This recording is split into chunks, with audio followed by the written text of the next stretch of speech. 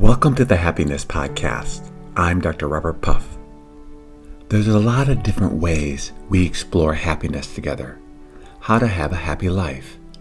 But today I want to talk about perhaps the key component of a happy life. It's not about having wonderful experiences. It's about flowing wonderfully with whatever life brings. I want to repeat that because it's critically important. It's not about having wonderful experiences. It's about flowing wonderfully with whatever life brings. 99, if not 100% of our energy is going to go towards changing our external world so that we like the way our life is going. There's a real propensity to think, if things were different, my life would be going better. And when I'm having wonderful experiences, then all is well, at least for that moment. And I know I have wonderful experiences, so my focus, my energy is going to be going towards 1, trying to recreate them, and 2, sustain them all the time. But why doesn't this work? Because we really think it ought to. That's why so often people sacrifice so much to get things going a certain way, and then they'll believe that life will be wonderful because once everything's going wonderfully, my life's going to be going well. But there's some big problems with this approach to life. The biggest one is we can't control a lot of things external in our world. We can influence them a bit, but control them completely, absolutely not. For example, we may make it our goal to find our soulmate, someone that if we fall in love with them and they fall in love with us, we will live happily ever after. And sometimes it works for a little while. We have wonderful experiences with this person. We fall in love, and then we get married. And then life begins to happen. Things change. We have kids. We have stressors. There's illnesses. There's fights. There's arguments. There's perhaps affairs. And what seemed so wonderful before isn't wonderful anymore. So that didn't work. So then we try to find someone else that might replace that. Or I think here in the United States, there's a real tendency, not with everyone, but with a lot of people, if they make enough money, then all will be well. Because then they can have all the wonderful experiences that they want. They can travel the world, they can have great meals, they can just have a blast. And yet we all know people, hundreds of people, if not thousands, that we can read about or personally know that have lots of things, but happiness isn't one of them. Because when we look for external experiences that make us happy, the problem with it is there are just so many different factors that can change, that can make that external experience very quickly unpleasant. We may be able to spend $10,000 on a business class ticket to somewhere overseas like Europe, and it will be wonderful. But then when we get to the airport, our flight's delayed or perhaps even canceled. And when we get there, our luggage doesn't show up and ends up in a different country, and we don't have it for the first 3 days. And all of a sudden, this wonderful experience isn't wonderful anymore.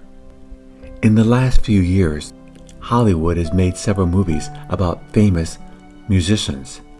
From Elton John to Freddie Mercury to Aretha Franklin, and more recently to Elvis Presley. Elvis Presley, if you know, is considered the king of rock and roll. That's amazing. Can you imagine the wonderful experiences he had coming from a fairly normal background? He wasn't rich. He wasn't powerful. He just went from a singer to a world-class icon of rock and roll. And if you watch the movie, yes, he had some wonderful experiences, but I think we would all say his life overall wasn't wonderful. There was a lot of tragedy, there's a lot of pain, and there was a lot of suffering. So if wonderful experiences worked, people like Elvis Presley would be one of the happiest people who ever lived on our planet. And sadly, he wasn't. He was a superb musician, so I do not in any way want to denigrate his life. But I wish he had been happier, because I think his life was hard. So if it isn't wonderful experiences that is going to make our lives great, what is? What is flowing wonderfully with whatever life brings.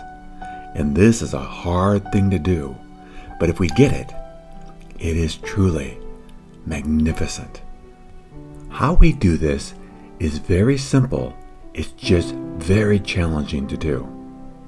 Because what we have to do is stop focusing in on what's happening externally and trying to control this or change the external circumstances, and instead put far more energy towards changing the way I'm experiencing and interacting with what's happening, and working towards making whatever is coming my way something that I find wonderful. Now, your initial response might be, this is crazy. How do people do that? That doesn't make any sense. You gotta control the external. People will abuse you, they'll take advantage of you, and you gotta make changes to control your world.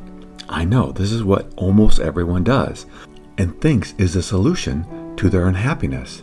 The problem with it is, there's just so many things we cannot control. Of course, we can influence things. Yes, that is true. So if we go to a restaurant, and it's a nice restaurant that we have reservations at, and they sit us at a table that we don't like, perhaps it's next to the servers where they come in and out of, and we want to sit somewhere else, we can talk to the maitre d' and say, may we have a different table? And sometimes they'll be able to accommodate us, and sometimes they won't. It's when they won't or they can't, that's where the trouble can arise. Because at that point, when it really can't be changed, that's where we have to make decisions. Do I want to be miserable? Do I want to be upset? Do I want to hit my head against the wall? Because it's not going to change.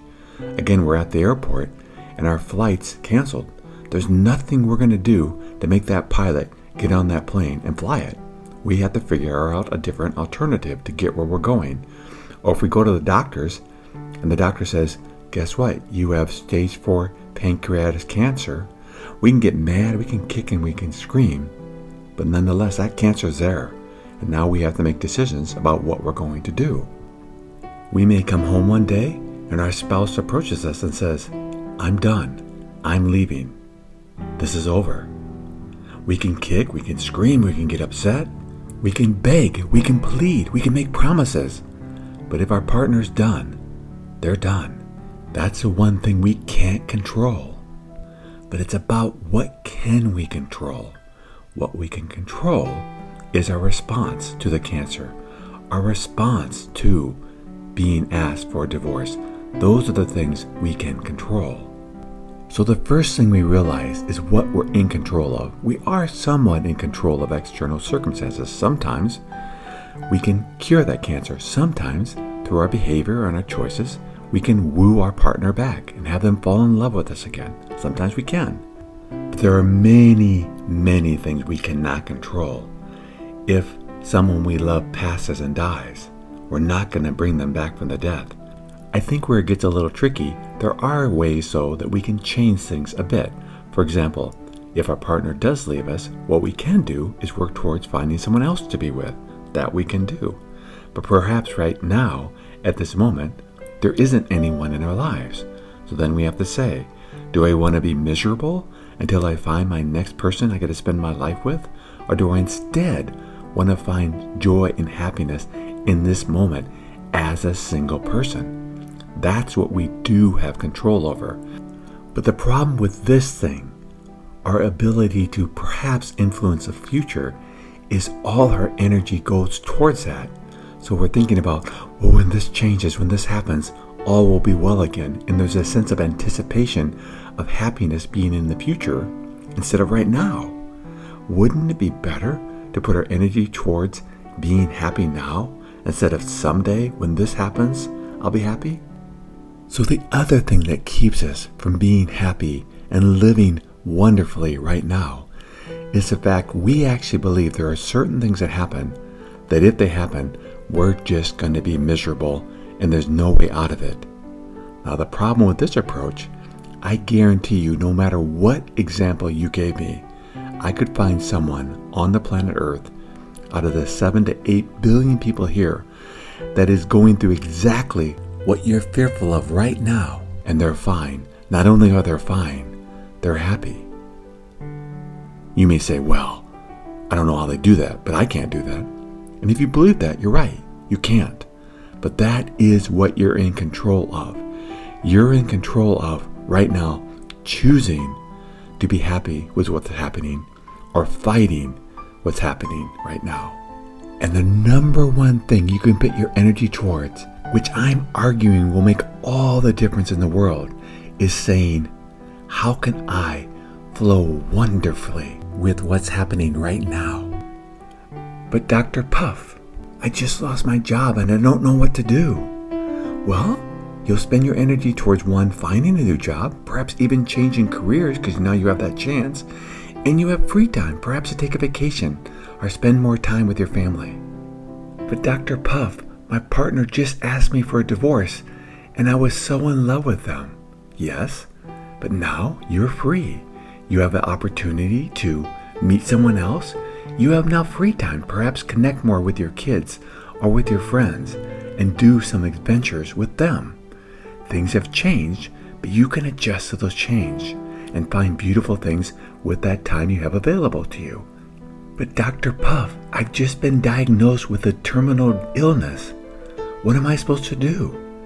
Do you know how many people I've met that started living once they were diagnosed with a terminal illness? They'd been on the rat race of getting things done, accomplishing things, and they weren't living. And when they realized they may have had 6 months to 2 years to live, then they started living. I've known so many people, and you probably have too, that when loss came to them, they started living because now they realized the preciousness of life. So I really try to make this happiness podcast as practical as possible. So let me talk specifically about how do we do this. We do this by, instead of trying to look for wonderful experiences, we look for flowing wonderfully with whatever life brings. And that's about where we put our energy. So about 10% of our energy is going to go towards finding these wonderful experiences, or if things aren't going wonderfully, trying to make changes to improve things. But 90% of our energy is going to go towards, all right, this is what's happening right now. How do I wonderfully enjoy this moment? Whatever this moment is, that's what we focus on. So that 90% of our energy is going towards changing the way we are seeing the current experience instead of trying to change the experience. If I'm somewhere waiting for something to happen, like an appointment, and I'm sitting there and my appointment time has passed and I've gone up to the desk and they don't know when it will happen, I can get angry, I can get upset, I can have a miserable time, or I can say, guess what? I know I may now have to adjust my schedule for the rest of the day, but right now I have some free time, so I'm going to meditate until they call my name. Do you know how many places around the world I have sat and meditated while I'm waiting for something to happen? I love it. It's wonderful. And instead of being irritated or upset, I just get to meditate because I love meditation. And if I have free time, I'll take that. So again, here's what we do when we're feeling irritated. Yes, there might be something we can do to change that externally. 10% of our energy we put towards that, but 90% of our energy is going towards making that which is happening good, pleasurable, fun, enjoyable, because that's the one thing we can control. We can control our response to situations. When we realize that, then we put a whole lot more energy towards that and a lot less trying to control the external world, because that's exhausting. Or waiting until something happens and then we'll be happy. That's exhausting too. So one last time, it's not about having wonderful experiences. It's about flowing wonderfully with whatever life brings. Thank you for joining me on the Happiness Podcast. If you'd like to learn more about the podcast, please go to happinesspodcast.org. And until next time, accept what is, love what is.